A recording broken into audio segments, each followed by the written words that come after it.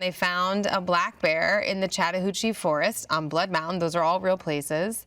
And the bear had consumed what they thought was about 70 pounds of cocaine. The bear could have really interesting behavior because it's high on cocaine. So yes, it's going to be real and as real as we want to make it, but we had a little leeway to play with the bear's behaviors because no one's ever seen a bear that's high on cocaine. That was sort of like the bear's superpower, if you will, you know, the magic that we could literally sprinkle onto our bear. I think the movie has 17 characters and 11 of them die. And every death couldn't be a bear attack. You know, we had to upgrade each death. I wanted to surprise the audience. I wanted to make sure that we didn't repeat ourselves, that everything built to something else. And it was really important to me that we show the fallibility of the humans in the story, that this bear is not the big problem here. The humans are the problem. One of the other things that's always going on in the movie is who has the information that the bear's high on coke and who doesn't.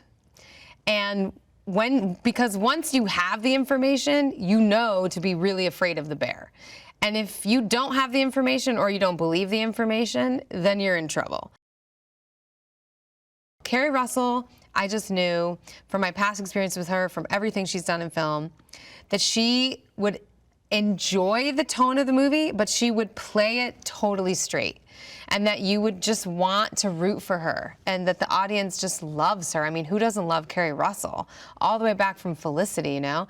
And that she also was going to had the strength physically to do all the physical things in the movie and really be like an action heroine, which is something I love seeing her do, and she gets to sort of play with just enough in this movie. Ray Liotta is one of the best actors I've ever worked with. I'd worked with him on a small movie, The Details, many years ago. He came to set, he blew my mind. I mean, he's one of the all-time greats. I felt like it was a huge get to get Ray to come do the movie. I felt so lucky he remembered working with me. He knew, he trusted me from minute one. It was such a gift to me as a director, especially as a female director trying to make a big CGI action comedy movie. I mean, that he trusted me with everything and that he was so game for everything. And guess what? He's funny too. We all saw the same thing in the script. And you have to remember, this is not a script that everybody like reads and is like, that's a sure thing. You know?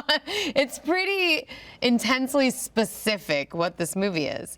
And I just felt like I never was going to worry about, you know, not being on the same page about tone or jokes, and that they were going to be very additive as producers in terms of pitching on the script and, you know, the characters and the casting and all that. I think they have impeccable taste. I'm an absolutely ginormous fan of theirs. I loved working with them, and I knew that this would be a positive experience because of all that, and it was. You know, they were nothing but super supportive the entire time. I just feel so lucky to have had them in my corner. I hope that audiences feel the movie lives up to the title. Cocaine Bear is a lot to live up to. And whatever you think it's going to be, it's everything and more.